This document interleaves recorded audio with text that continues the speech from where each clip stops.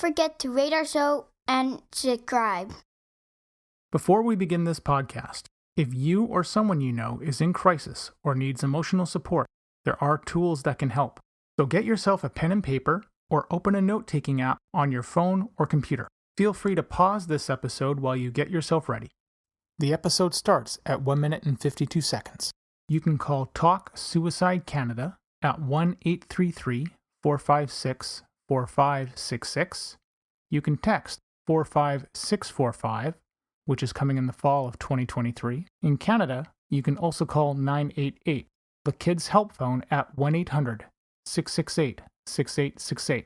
The Trans Lifeline in Canada is 1-877-330-6366. And in the United States, 1-877-565-8860, or call 911.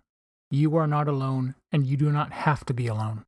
I would like to honor and recognize the traditional and unceded territories of the Katzie, Kwantlen, and Semiahmoo nations on whose territory I live, work, and play.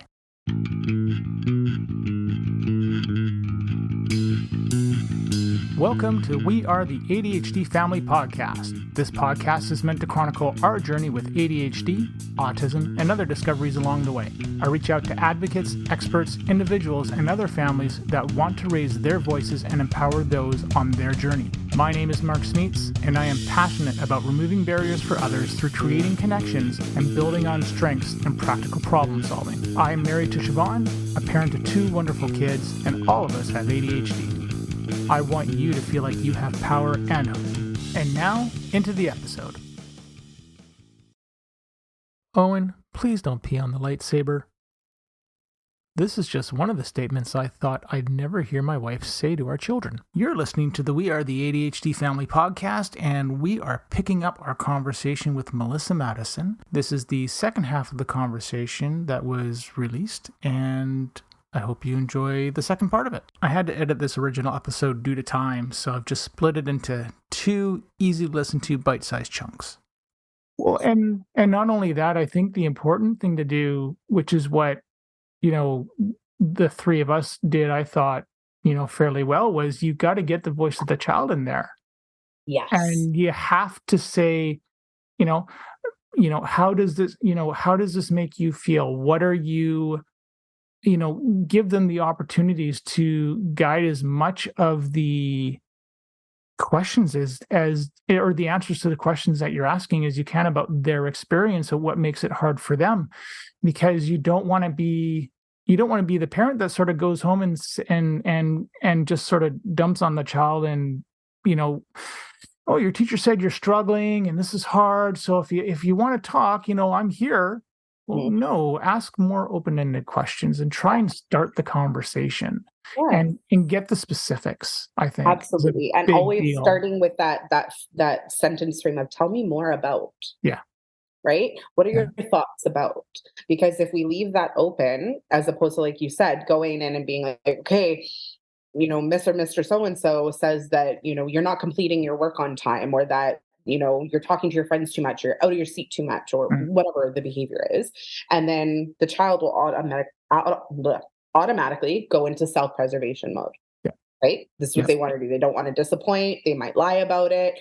They might deny it. There's all sorts of self-preservation coping strategies that children and adults have, right? Yeah.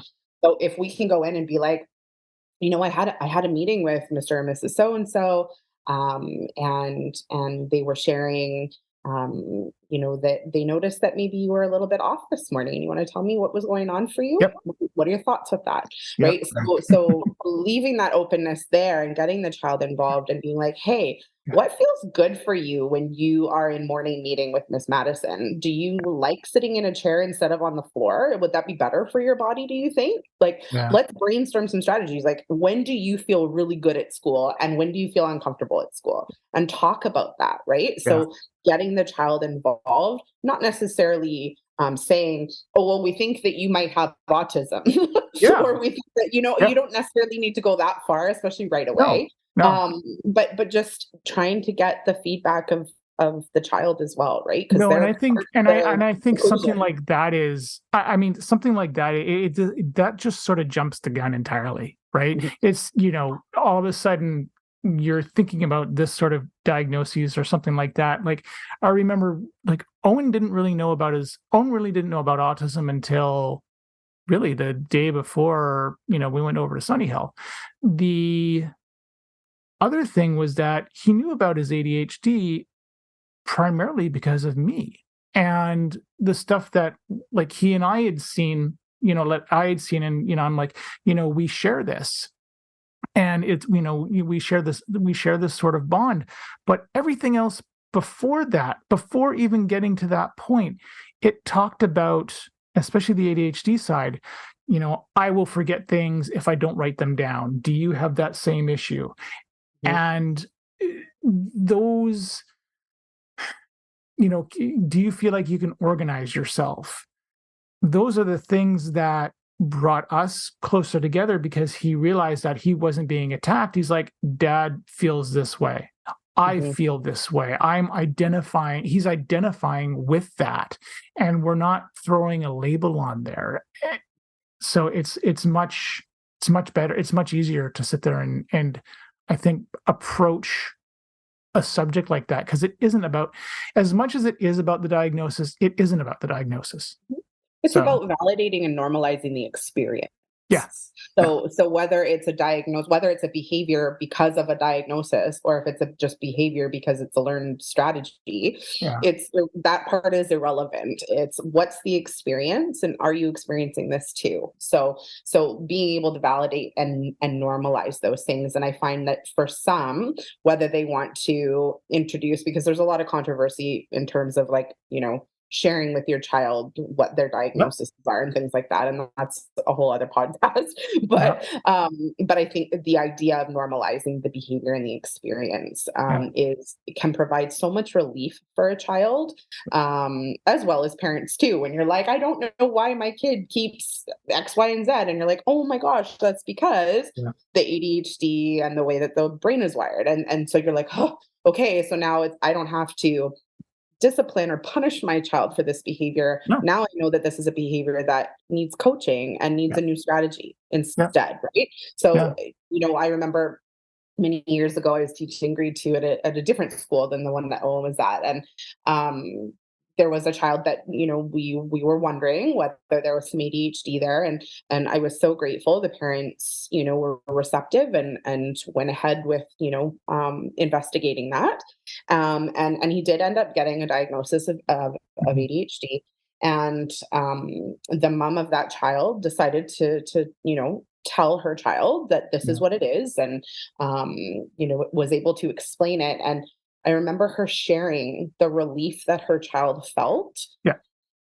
knowing that, being driven by a motor and always feeling like he's driving a race car, Yeah. is because of the way his brain is wired, Yeah. and that it's perfectly normal, and that so many other people experience the same things. Yeah. It was like, oh, I don't have to be ashamed of that behavior. I don't have to be worried about getting in trouble for that behavior, or other things, right? It's like, it's knowing, right? Right. It's knowing yourself. There's a relief to having your experience validated and normalized, right? Yeah. And I don't think, and I mean, not that I want to speak for O, but I don't think he has ever felt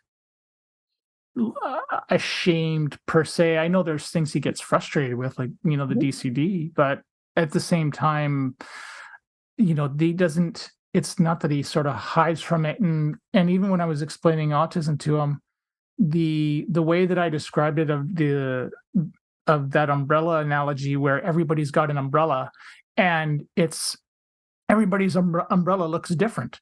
These are your unique traits. This is how your brain is wired, and that doesn't make your umbrella any less valid than anybody else's. Mhm. But I'm not going to use a big scary word like autism, right? Mhm. That's not what.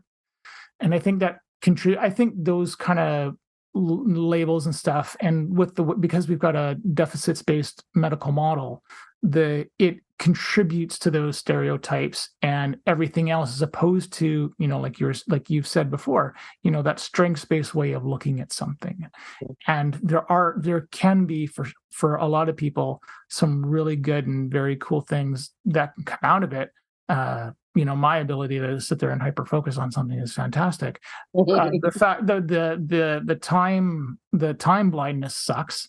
Not realizing sort of where you are, and it takes a heck of a lot of effort to realize those things. But I don't think he has ever felt the shame, and I don't ever want him to. I just want him to know what his strengths are, where his gaps may be, or what needs to be strengthened, and just working on there. Because when you start to see it like that, you're not saying that you're weak, right? It's not strong versus weak. It's nothing to do with that, which I think is where our society very much is in whether it's marketing products. This will get you all the whatever in the world, just get this product. And you go to Yale and you're supposed to get the smartest kids ever. No, it's not that at all. It's, you're the ones who can take those things apart and understand how their brain works and understand where their gaps and strengths are and what's natural to them. I think that's what you want to drive somebody. And I think that's certainly one of the important things you want for any kid growing up as they get older into an adult. Because I know I look at things now and it's like, I need to get to this point, but I'm at this point. Okay. What do I need to do this? And whether it's realistic or not is a whole other thing. I think we get scared. We get scared of labels a lot, and I feel like that often is a big barrier for parents being open to further testing or assessments that would help kind of figure out some behaviors and things like that. That's often what we get. Well, I don't want my child labeled as ADHD and all that. And it's like, okay, but what you need to understand is that your child getting that diagnosis, okay, so ADHD, I'll just use just because, doesn't do anything within the school system. Like they don't get any kind of designation that comes with that. They don't get funding. They don't get EA time, nothing. But it is put obviously in their file so that the next teacher who gets that child knows that this is something neurodivergent going on and that I am prepared to strategize and to have these certain things in place so that child can succeed in class and reach that full potential and not just cruise on, status quo autopilot. It's about awareness so that your teaching style and your strategies for assessment and behavior management and all those things can be tailored to who's in front of you. And even like, if we were to go as far as getting an autism diagnosis, which does change, you actually things do get funding for it. The system, right? Explaining that having your child, stamped on the forehead with autism in the school system isn't about having a stamp on their forehead so everyone can go autism, autism, autism. It's about going, okay, this is what we've got going on here. These are the supports required so this child can reach their potential. And great, now that we have this, we can actually receive funding for these extra supports. We can make sure that that child is getting the EA support that they deserve, and that they need. And so it's not about that stamp so that child can walk around with it on their forehead every day. It's so that the system can do what it needs to do in order to support that child. So having parents reframe labels is often one of the first steps to having a willingness to be able to explore further assessments and outside agencies for support. Well, and it's the thing about you're saying about, the system does what it needs to do. When I was in grade 2, I was held back in grade 3 a year. And this year was very important for me because Owen's going to grade 4. And it means the world for me because I asked my parents about this, and basically trying to remember everything from youth. Youth is really impossible. I always thought that I struggled in certain areas or whatnot, but I said, why was I held back? And they said, I know they didn't have a good relationship with the principal at the time, which I know was one reason.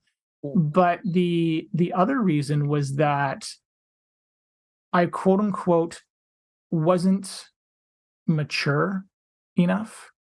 And I was just like, I'm a 9-year-old kid in grade 3. You want me to be mature? What what the hell are you talking about? Yeah. And so that process of being held back, and then for me, it's like I went from a public school to a private school, and it was just like, no, the experience, like the systems, I mean, are totally different, but not knowing and not having those, and not having that sort of definitive answer of what was going on. And I mean, granted, this was back in 85. So this is a long, ridiculous time ago. The knowledge is not what it is now. Would I have wanted the intervention? I don't know. It's really hard to say. It might have been put the kid on medication and then go from there, and who knows where I would have ended up. But to sort of go through that experience, and now my son, and for that matter, my daughter, has the opposite of it, and that pushing forth and that advocating, it's just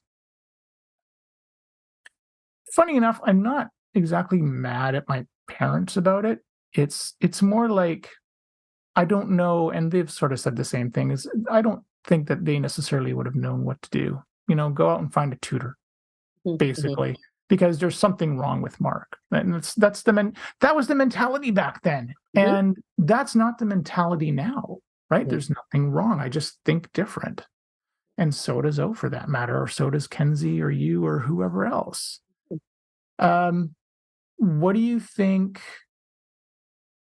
How do you think parents can? Do you think there's an effective way for parents to approach a teacher and say, "Hey, we have concerns, and here's what we see, and what kind of information helps"? Honestly, all information is important. I think that starting the conversations early is key. Um, you know, Early intervention for anything, whether it's academic, behavioral, emotional, mental health, all of it. Early intervention is literally the key to everything. So if you are, keeping observations about your child, to yourself, and not sharing those things with the classroom teacher who's spending a lot of time with that child, you're hindering the process of kind of gearing up the teacher, the EAs, whoever the supports are in the school, from being able to make meaningful observations necessarily, or to be able to make sense of certain observations. So if, 9 times out of 10, you won't share an observation about your child, but your teacher, if they're paying attention, is noticing probably the same thing, right? And is writing it down, but doesn't know the background, doesn't know what's underneath that behavior. So if you share your information about your child, because you know your child best, and now the teacher is observing this same behavior they were before, but with the lens of what they now know from you, it's way more powerful, right? There's so much more power that goes into being able to support a child when you know about them, right? So like for me, every single year in the classroom, I always send out, the in a million words or less, document to parents where they can share anything about their child. What they, and I remember it. There's tons of questions that can guide. If you don't know, but there are other parents, yourself included, who know exactly what to say and need to just say it all. Yeah. I read every single one of those Yeah. because not only does it help me at the beginning of the year find out commonalities, or things that a student enjoys that I can use to build relationship with. Oh, I know that so and so really is obsessed with Pokemon. Okay, well, I can talk about Pokemon then, and now we're building rapport, and now I have a relationship with that child simply because that parent shared that. Or I know that a parent has shared a custody arrangement between mom and dad, Yeah. and I know that it's 1 week on, 1 week off. And when I notice behaviors and anxiety start to flare before transition day, okay, that context is Yep. so helpful. So Yeah. now I can help with the front loading to get that child regulated and emotionally ready for the transition to the next parent. And now, right, and it provides everything, right, and allows for an understanding. Not only that, but it also, if I am reading something that a parent has written about their child, I can also start to foster friendships, right? So and so loves Yeah. Pokemon. Oh, well, mom mentioned that so and so also loves Pokemon, and Yeah. now I can help, facilitate a conversation. You can gauge a lot about how parents feel and view their child by what they're willing to share with you too. So I will know right away, based on just that simple document, Yeah. who I need to, maybe, what's the word I'm trying to say? I might need to be more cautious of, Yeah. in terms of sharing observations. Or I know that, okay, for instance, that you are, and I say this with so much love, an oversharer, right? That you were Yeah, I am. willing to write me pages in an email, which Yep. is not a bad thing. For me, that was Yep. not a bad thing. But No. but in doing that, it tells me about who you are, right? And so I go, okay, these are all things that are helpful when you build context Yeah. around a child, and you can then use that information to build supports. Well, and I mean, one of the other things, and so I can define, because I know you used front loading. Front loading is when, um, just because it's a term not everybody might be familiar with, it's when you're giving a child, or giving anybody for that matter, you're saying what's going to happen next, and you can go as many tasks ahead as you need to go for it. I'm going to go get myself a glass of water, and then we're going to go do science class, and then we're going to go do this. And I mean, Owen thrives off of that in his case. I think what's very interesting about what you're saying from the parent point of view and the oversharing side of it is, and this was the perspective that I came from when I wrote that long message of, what the of information and things that we were, and I wasn't too sure on what to write. The other reason that I did it was because, I mean, I did it because I was concerned. We were both concerned. But number two, we wanted to make sure that it was documented. And like I have said ad nauseum in every single episode, it's really about, you got to document, because if I said something on, I don't know, September 25th of 2019, and you're going for an autism diagnosis or whatever diagnosis, later, a couple years later on, oh, I told Miss Madison about this thing, and this is documented down, and there's something here for this. And then you're like, oh, thank God I did overshare. Thank God I did say what I had to say, because it isn't so much about the school preventing it per se, or something along those lines. It's really about documenting what you're noticing, what you're seeing, and you can tie it back to something. And that's, I think, a big deal. It is a big deal. And I think when you get to the step of meeting with specialists in outside agencies like Sunny Hill, they're going to want to know, when did this behavior begin? What did you start noticing? And if you can say, okay, that behavior goes all the way back to when they were a toddler or when they were in preschool, Yeah. it's a lot easier for that team to then say, okay, so this is the developmental framework that they were working in, age wise. Okay, we normally see this behavior start here Yeah. instead. And so now, again, you've given context to the development of your child, how their brain works, when certain behaviors began, and just overall wonders that you had about your child and their behavior and their regulation skills or whatnot, right? So when Yeah. you get that team of experts involved, they're going to want to know that stuff. And so if you document it and you share it, just like you said, with teachers and so on, then yes, you can give yourself credit. You can go back and say, yes, I did see that Yeah. behavior. I did mention that behavior, and then we tried the strategy and it didn't work. Or we tried the strategy and it was really successful. So then I Yeah. shared that with the teacher and we started using that. Or, like it just being able Well, to and document. and I remember specifically, that's what you and I were doing, and Siobhan too. It's like, if he gets, I remember saying about the running, if he gets really mad or upset, Mhm. he may need to go for a run outside, and he just might need to just move out of somewhere else. Because we had seen we'd seen the whole range of everything from him in terms of how he deals with something that's bad. Mhm.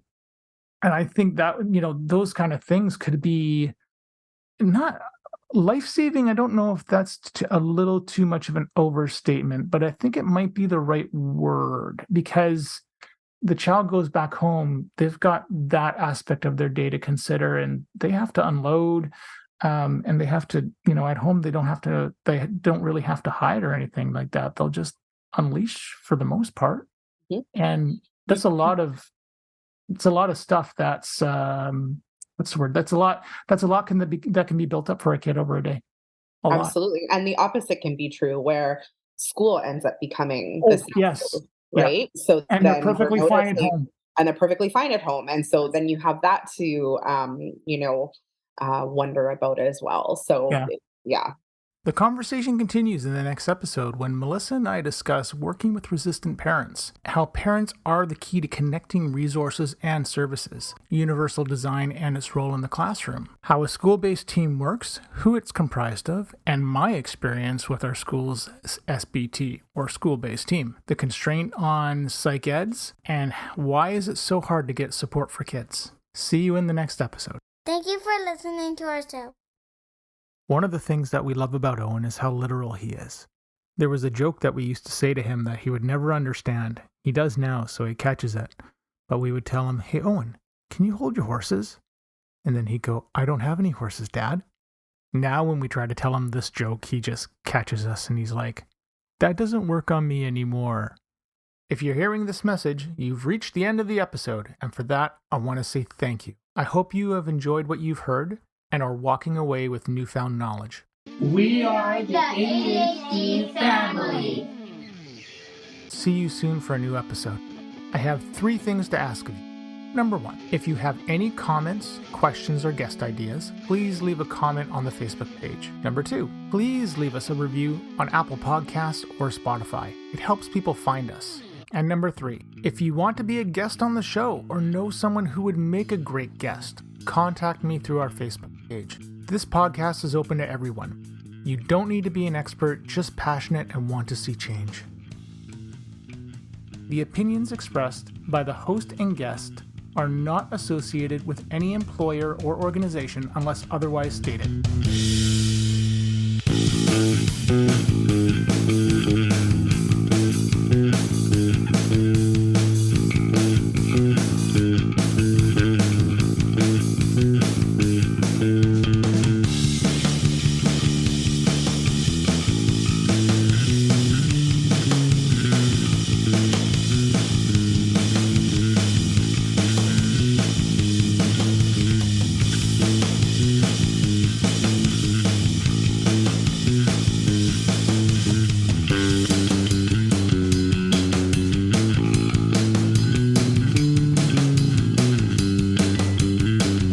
Any medical information on this site and podcast is provided as an information resource only and is not to be used or relied on for any diagnostic or treatment purposes. This information does not create any patient-physician relationship and should not be used as a substitute for a professional diagnosis and treatment. Please consult your healthcare provider before making any healthcare decisions or guidance about a specific medical condition. The show, host, and its guests expressly disclaim responsibility and shall have no liability for any damages, loss, injury, or liability whatsoever suffered as a result of your reliance on the information contained in this site or show. By visiting this site and listening to this show,